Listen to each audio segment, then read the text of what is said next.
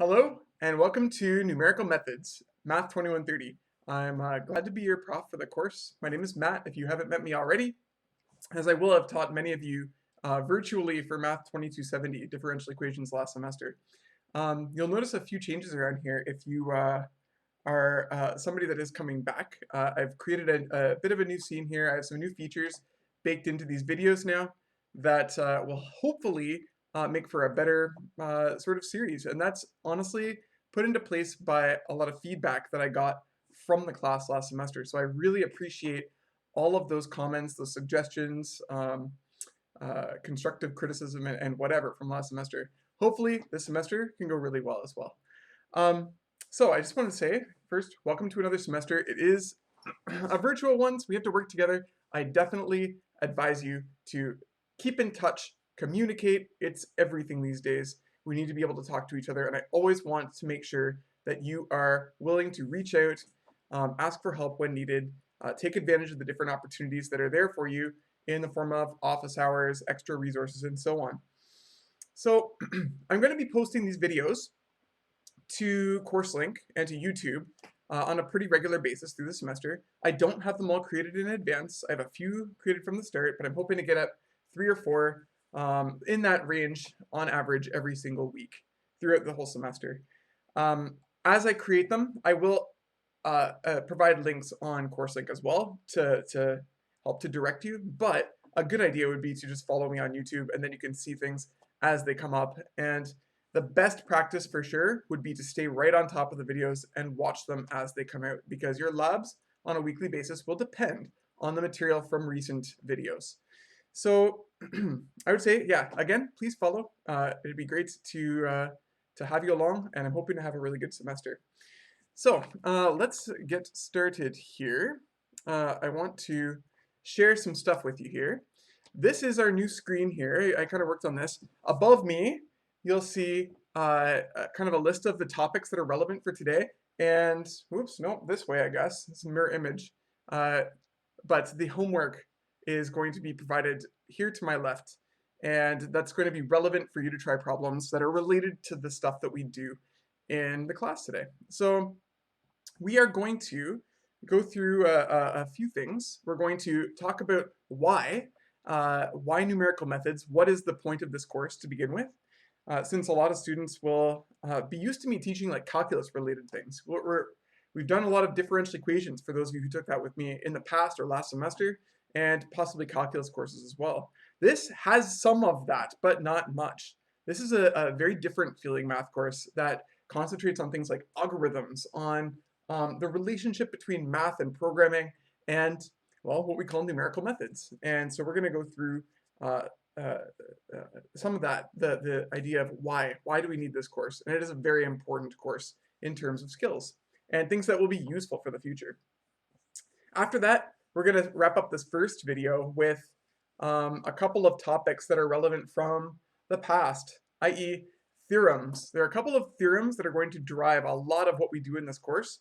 We will cover a review of intermediate value theorem and mean value theorem to begin with, and then in the second lecture, we will go over Taylor's theorem, which is going to be something we go into a little bit more detail here and thinking about it a little bit differently, because it's going to be something that drives so many things that we do this semester.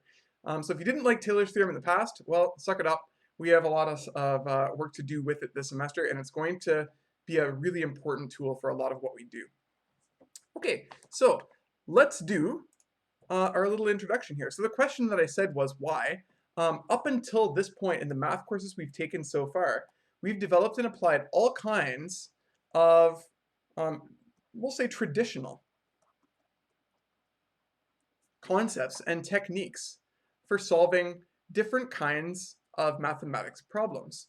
In modern applications, we might need to do things of different natures when solving these problems. We might need to find the roots of a complicated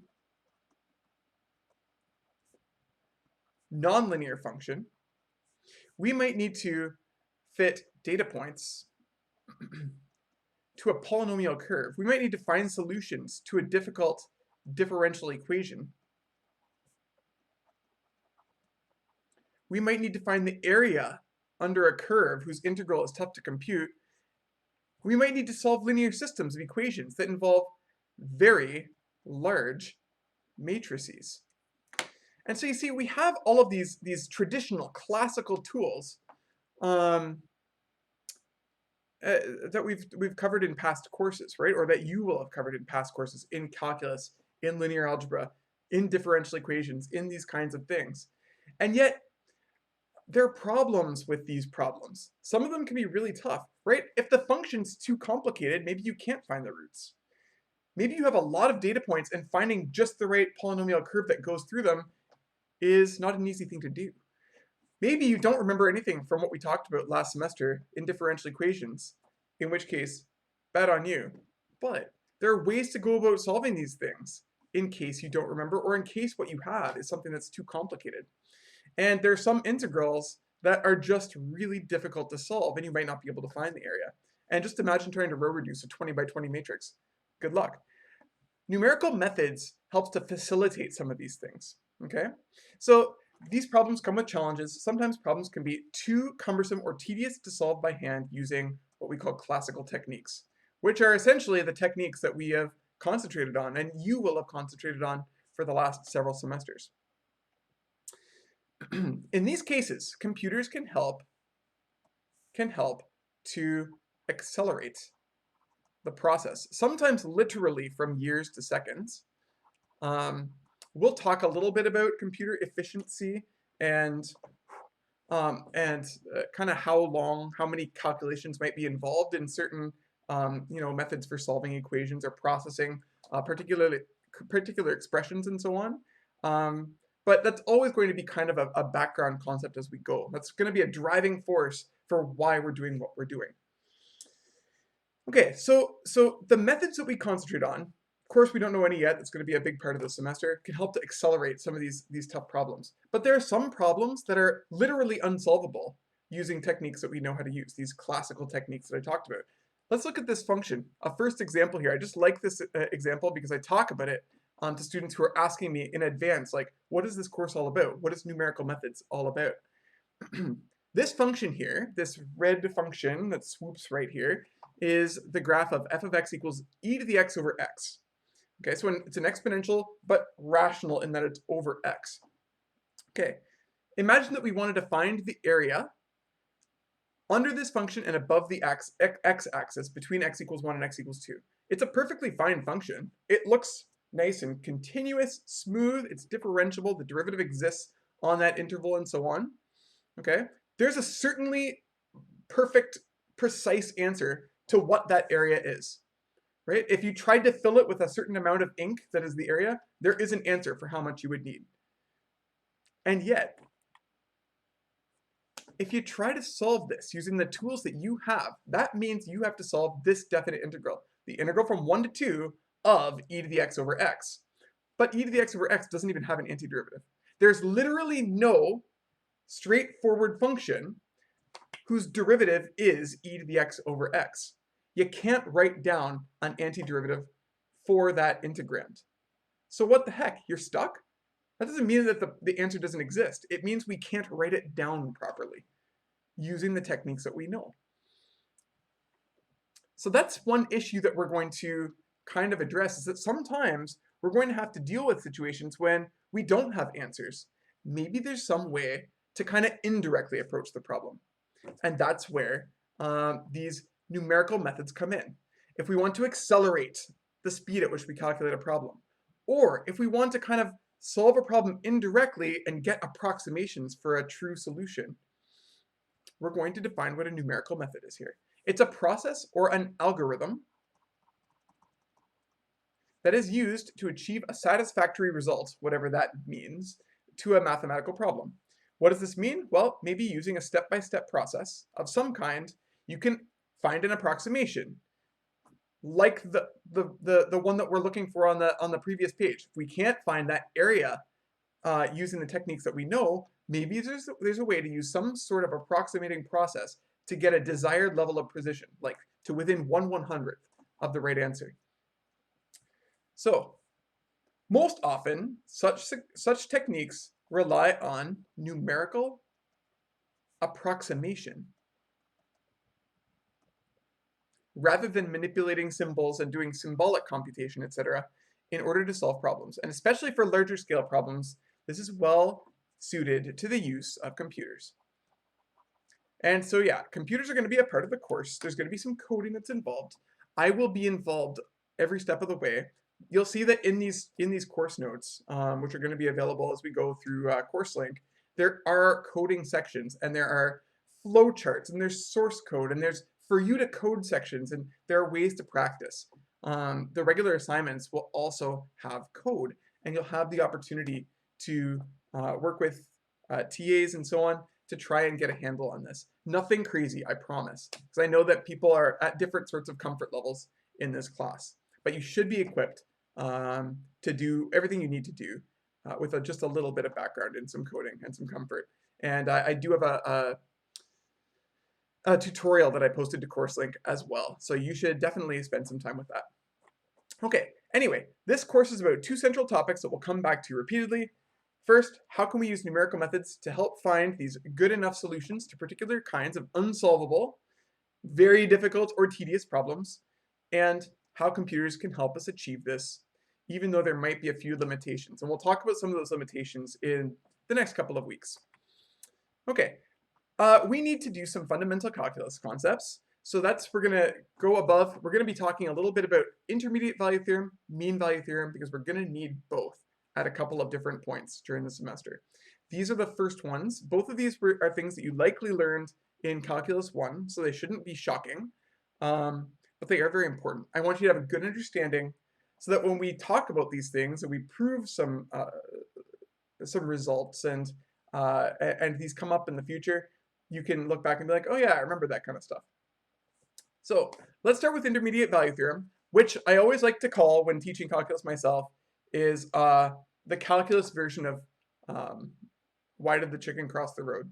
And I'll see if I can remember why that is as we go forward. So we're going to talk about the hypothesis and the conclusion here, draw a little graph and remind ourselves of what this is all about. So the hypothesis here says, suppose that f of x is a function.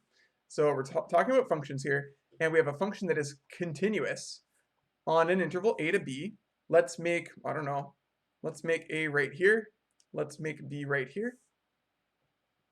Okay, and we need f of a to be not the same as f of b. So I'll draw f of a being right at this level, and f of b being, say, at this level. So this is going to be a, f of a, and this is going to be b, f of b. All right, and we have the function's continuous. So I'm going to draw a line that connects the two. That seems fine. Okay, so I have a function that passes through those 2 points. It's a little bit wavery. Maybe it's, I don't know. Maybe it's a little bit dizzy after, I don't even know why. But we have a function anyway. It's continuous. It connects the two. What does the conclusion say? Then, for any x between f of a and f of b, there is some c between a and b such that f of c is equal to k. Okay, let's put this on one little bit at a time. I'll switch to green here. For any k between those two heights, so maybe this is my k right here, there's some value c between the a and the b such that f of the c is equal to the k. And hey, also this is a terrible dotted line. Let's just clean that up a little bit. And there's some dots that seem to have fallen off the wagon over there. So we'll clean those up a little bit. Okay, it looks like this is the value of c, right about there. There's some value of c between a and b such that the height at c is equal to the k. And that's true no matter what k I choose. If it's between the f of a and f of b, right? If this is my k right here, and I know that my value of a at a, f of a and f of a is down there, b and f of b is up here, there's no way for that function to not cross that line. That's the k. Why did the chicken cross the road? Well, because of intermediate value theorem. It has no choice, right? If the function is continuous, it has to happen at some point. And that point at which it happens is the point c, somewhere between the a and the b. So let's draw a little bit of a something over to the side here. There has to be some points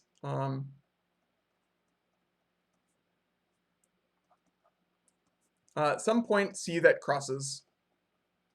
I don't know what to say here. There has to be some point x equals C that at which, let's say at which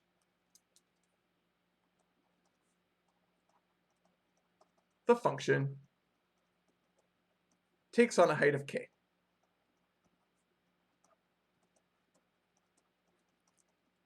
Okay, so there's a consequence to this, right? If you know that a function's continuous, and you sample it at 2 different points, and you know that the heights at those points straddle some particular value. You have one that's below, you have one that's above. If the function's continuous between those two, it has to take on every single value between those two. That's going to be really important, okay? We're going to verify this in one simple example before the end of this lecture. So that's the intermediate value theorem. Hopefully it's straightforward. It's one of those, results that everybody sees in first year calculus. If it's not familiar to you, hopefully it's straightforward here, me explaining it to you right now. We have one more that we need to talk about, and it's mean value theorem. So we want to keep these straight, okay? Mean value theorem says something a little bit different, so let's go over that. So mean value theorem says, hypothesis, we need a function that is both continuous on the closed interval AB and differentiable on the open interval AB. So we have a function that not only is it continuous, but it has to be smooth. It has to have a derivative that changes gradually. So that means no bumps or corners or anything like that, no cusps. Okay, the conclusion there says this: f prime of c is equal to f of b minus f of a over b minus a for some c in between a and b. This always sounds a little bit, I don't know, complicated, I guess, but let's point out what some of these things are. F prime at c is, well, from first year calculus, the derivative is the slope of the tangent. So slope of tangent at c is equal to, and if you look at what we have here, f of b minus f of a over b minus a, that's a rise over a run. That's a regular slope. That's a slope of the secant line between a and b. So it's relating something between the tangent slope and the slope of the secant. So this is the slope of the secant line connecting a, f of a,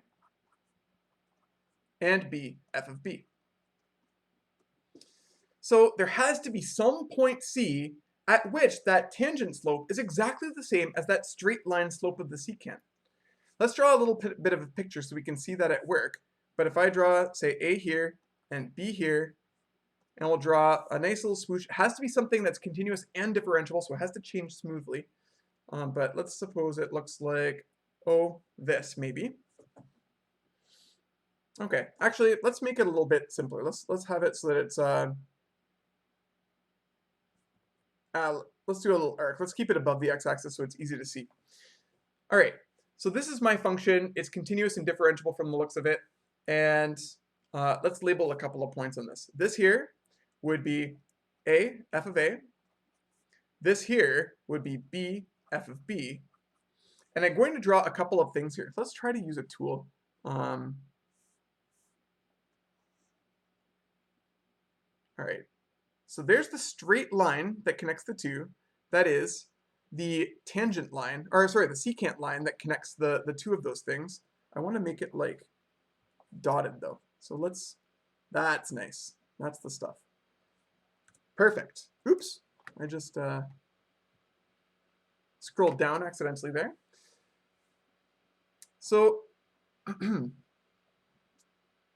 what this theorem is saying is that there has to be some point on the original function at which the slope of the tangent slope of that function matches the slope of that secant line. So that is, it's parallel to it if I draw that tangent line. So let's see if I can if I can draw that in here. So it looks like it would be about here. Oh, I keep highlighting. So I'm trying to make this dot beautiful. There we go. Okay, and if I try to draw the tangent line on here, I guess I could also have used the straight line tool right there, but we can see here that at this point, right about there is the C, and I'm going to say at this C value, the slope of the tangent to F is the same as the slope of the secant line. So a really good real life way of thinking about this, it goes back to, like, I don't know, I used to be a kind of a nerdy little child. I loved maps, and I loved road maps in general. So I swear to God, like, when I was 5 years old, my mom and dad would put me in charge of, like, navigating when we were going on road trips. We used to go down to, like, Florida and see my aunt down near Orlando and so on. And my dad would always keep a trip log. And one thing that he would do is, you know, when he filled up the gas, he'd take a note of how far we'd traveled and so on, and a number of hours. That way, we could see kind of how far we had gone on our journey, and he could do things like fuel efficiency, blah, blah, blah, blah, blah. But I didn't realize that I was forming some knowledge that could help me teach mean value theorem. All that it says is that suppose we get to the end of that trip, and we find that we traveled a certain distance over a particular amount of time. Okay, using that, I could divide that distance by the time to figure out what my average speed was. Okay, assuming that and it's a bit of a big assumption, but assuming that how fast you were going at any given moment was a continuous and differentiable function, etc. All of that saying is, so suppose you know, we get to the end of that trip and I figure out that our average speed over the trip was 92 kilometers per hour. The consequence of mean value theorem says that there has to be at least one point on the trip where the speedometer read 92 kilometers per hour, which is kind of a cool thing. And it's an everyday way of explaining what mean value theorem is saying that I think makes a lot of sense to just about everybody. If the average speed on that whole trip was 92 kilometers per hour, there were probably some times during that trip that it had to be above that, and there had to be somewhere it was below that, and there had to be one that was right on the dot as well. At least one time, the speedometer had to read that 92. So this is a good picture of what's happening with mean value theorem, and hopefully that graph makes some sense, and it kind of reminds you of how that works. The proof for this was kind of kludgy. We won't go over that, but we will do a couple of examples where we verify these things. So there are some tips down here at the bottom of the page to help you remember what hypotheses go with which theorem.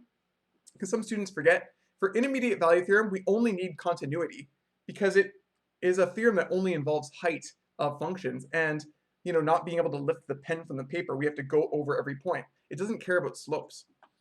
Mean value theorem, of course, is talking about the comparison between slopes. So therefore, it makes a lot of sense that we require conditions on both the continuity and the differentiability of the function. So try your best to remember that. Okay, so I said we do two little examples at the end here. We're going to verify a couple of functions satisfy these theorems above. So example 1 here is going to tap into intermediate value theorem. It says that verify the function g of x equals ln of x minus 2x cubed plus 3x has a root in the interval x between 1 and 2. Okay, has a root means that there has to be some spot where it equals 0. i.e., there is a value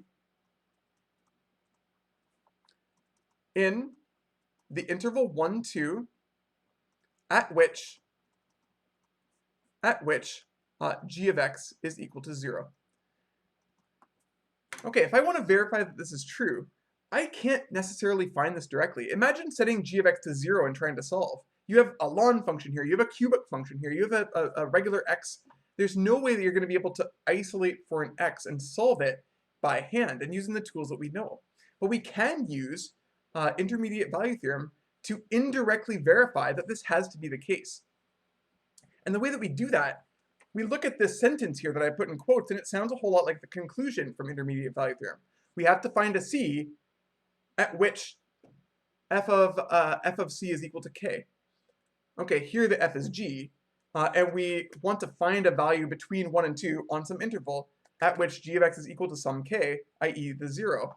And while we might not be able to find that directly, well, see, I can plug in 1 into g. I can plug in 2 into g. And if the two values of g of 1 and g of 2 are on opposite sides of the 0, then I'll know that there has to be some value between the two at which the function hits 0. And I'll know that because of the fact that the function here is continuous. So make a quick check. I'd like to see, if I ask you a question like this, you to check that. I need to see that the hypotheses are true. So we'll say that we want to show that the hypotheses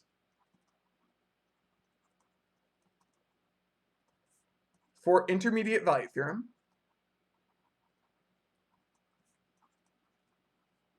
hold. Okay, and if we look at this, we have that our function g, first, g of x, it is continuous on 1 to 2 just by looking at the different functions. Since log functions, so ln of x is continuous on that interval,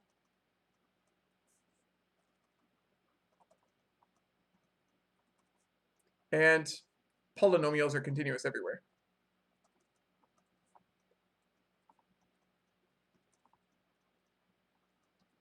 Right? There's no problem with any values between 1 and 2 into that ln function, and the x cubed and the x, well, those are terms that are, as we know from our functions background and so on, those provide continuous functions. So the sum and the difference, those different things, ln of x minus the 2x cubed plus the 3x, that's going to be a continuous function on 1 to 2. No problem there. The other thing we need to show is that, well, if we sub in 1 and if we sub in 2, and they're one's north of 0, one's south of 0, there has to be a place where they adopt a value of 0, even if we can't find what that is directly. So let's test each one. G of 1 is equal to the ln of 1 minus 2 times 1 cubed plus 3 times 1, and that is 0 minus 2 plus 3, that's equal to 1.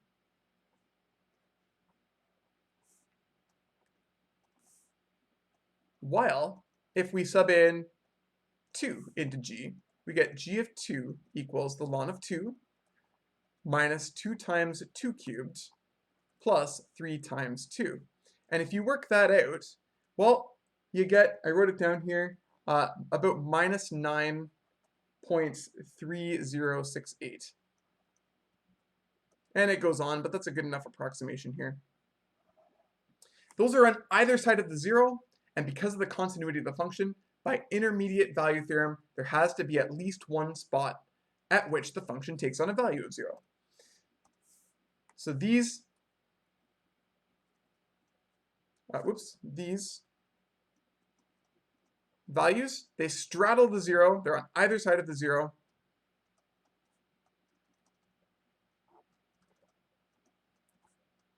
And we'll say by intermediate value theorem, there must